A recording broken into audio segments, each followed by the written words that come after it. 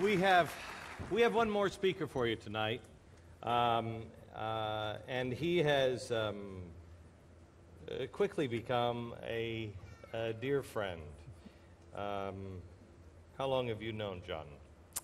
At least 20 years. John Hagee is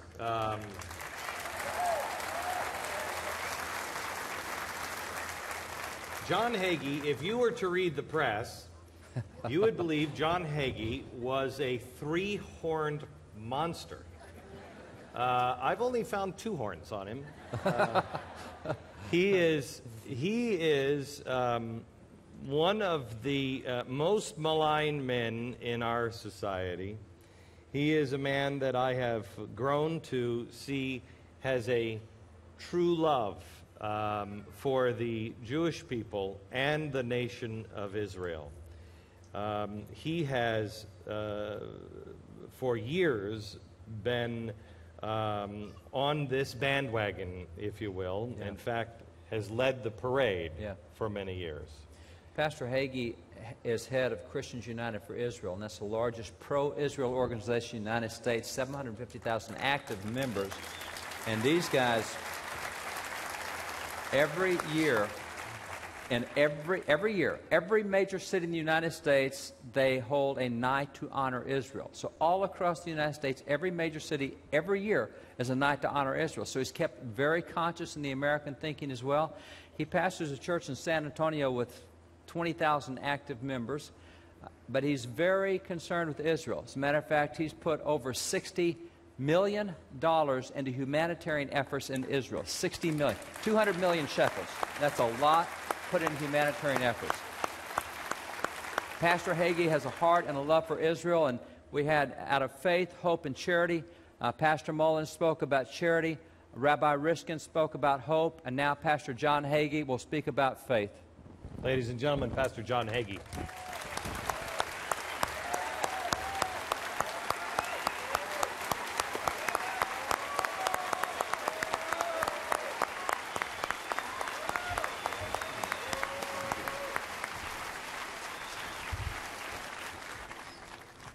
Greetings to each and every person who has given your time and treasure to join us in Caesarea with Glenn Beck and Restoring Courage celebration.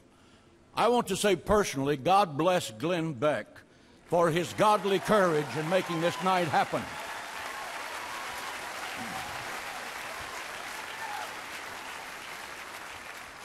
This night is about courage. And the history of Israel is the portrait of courage. No greater words of courage have been spoken in human history than the words of Moses 3,500 years ago in his farewell address to Israel just before they crossed the Jordan River into the Promised Land. The land was filled with powerful enemies. Joshua was an unproven leader.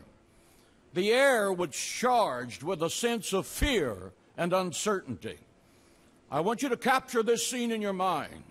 Moses stands to speak. He's 120 years of age. His radiant white hair is blowing in the breeze.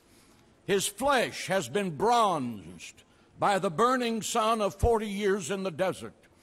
His message that day is exactly the message we need to hear today. It's recorded in Deuteronomy 31:6. He said, "Be strong and of good courage. Fear not, nor be afraid of your enemies.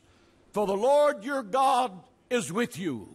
He will not fail you, and he will not forsake you."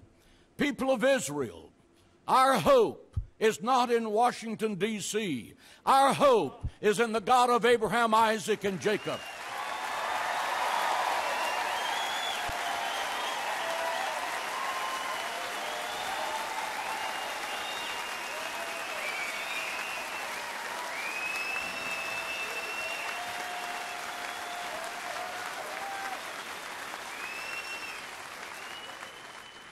Our hope is the God that crushed the walls of Jericho. Our hope is the God who wired with the 3 Hebrew children. Our hope is the God who delivered Goliath into the hands of King David. Our hope is in the God who was with Esther, who said, "If I perish, I perish." And God used her to crush the conspiracy against the Jewish people in the Persian Empire. Our hope is in the God who brought the exiles back from their Gentile graves, and Israel was reborn in 1948 according to the promises of the prophets.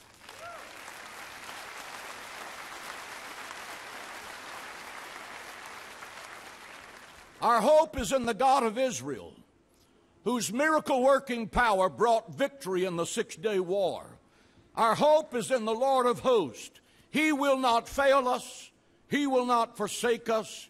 He will defend us. People of Israel, we have come from America and the nations of the world as people of faith to say that God is with you. 50 million evangelicals in America are with you. This time in history, you are not alone.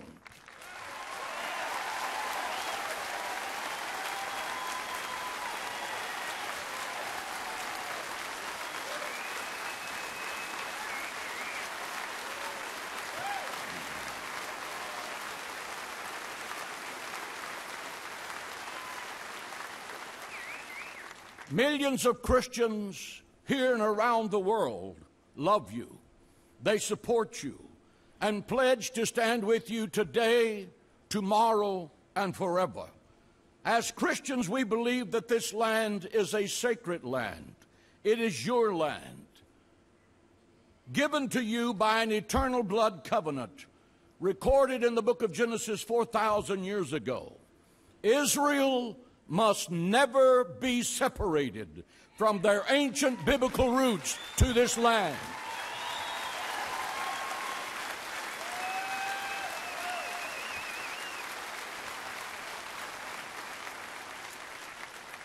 We have come tonight to say that the people of Israel are still the apple of God's eye. They are still the chosen people. They are still the covenant people. They are still cherished by the God of Abraham, Isaac, and Jacob. Your enemies are our enemies. Your fight is our fight. We are united and we will prevail.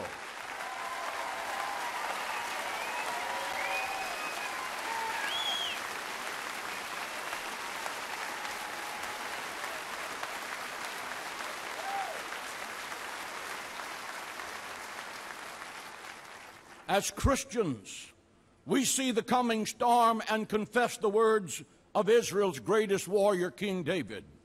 Quote, "He that keepeth Israel neither slumbers nor sleeps." Pharaoh threatened the people of Israel, and he became fish food in the Red Sea. Haman threatened the extermination of the Jews in ancient Persia, which is modern-day Iran. And he and his 10 sons were hung on the very gallows that he built for the Jewish people. As Christians, we come to Israel to join with our Jewish friends to demonstrate our love and loyalty to you in this time of crisis. Ruth, another Gentile who on another day was standing on the borders of Israel, looking into the face of her mother-in-law, and made a statement of love and loyalty the world has never forgotten. She said, "Entreat me not to leave you, nor to return from following after you. For where you go, I will go, and where you lodge, I will lodge. Your people shall be my people. Your God shall be my God. Where you die, there I will die, and there will I be buried. The Lord do more to me also, if anything but death parts you and me." Tonight, we come as Gentiles from the nations of the world to make a covenant of love and loyalty to Israel and to the Jewish people who are inseparable, that we will be loyal to you and your right to this land until the last day of our lives.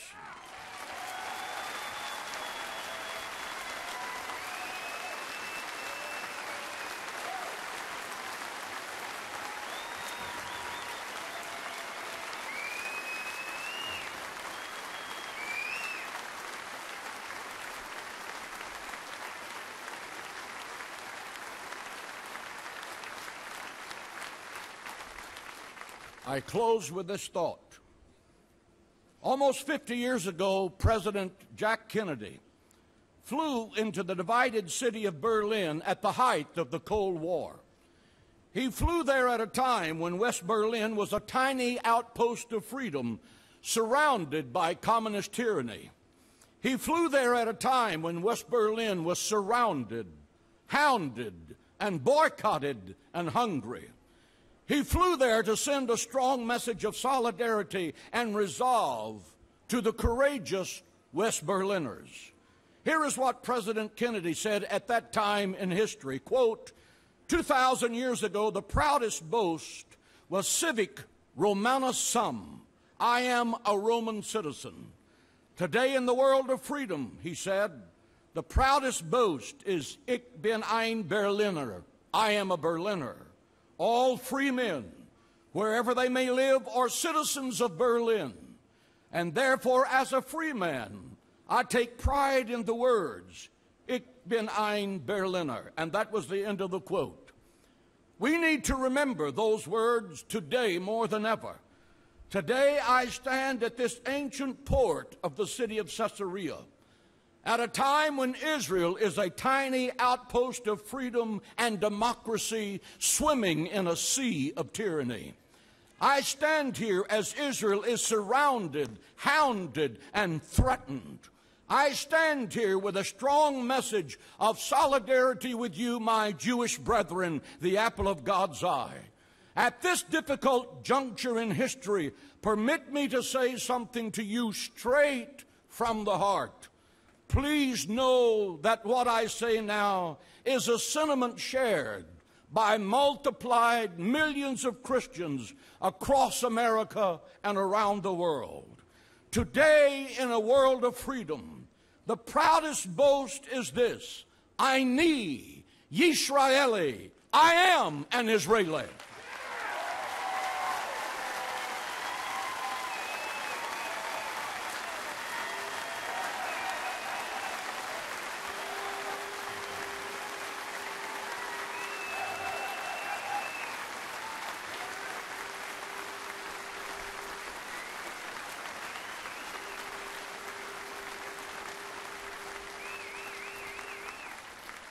All free men, wherever they may live, are citizens of Israel.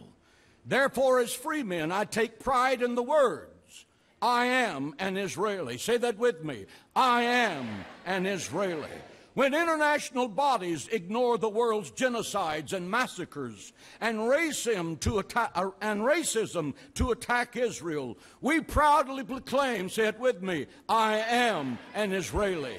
When college professors teach lies about Israel and students loudly call for Israel's destruction, we proudly proclaim, I am an Israeli. When hateful protesters try to shout you down, when flotillas filled with militants seek to turn Gaza into an Iranian port, we proudly proclaim, I am an Israeli. When the world condemns Israel for defending its citizens from thousands of missiles and mortar attacks, we proudly proclaim, I am an Israeli. When terrorists threaten to kill Israelis, we say, I am an Israeli. When Israel's allies grow weary of fighting tyranny and oppression and seek the easy way out, making the door of danger closer to Western civilization, we say, I am an Israeli. Israel and America share the same love of freedom.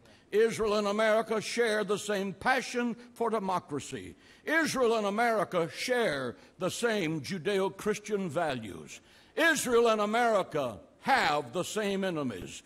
Your enemies are our enemies. Israel's fight is our fight. If a line has to be drawn, then draw the line around both Christians and Jews. We are united. We are one.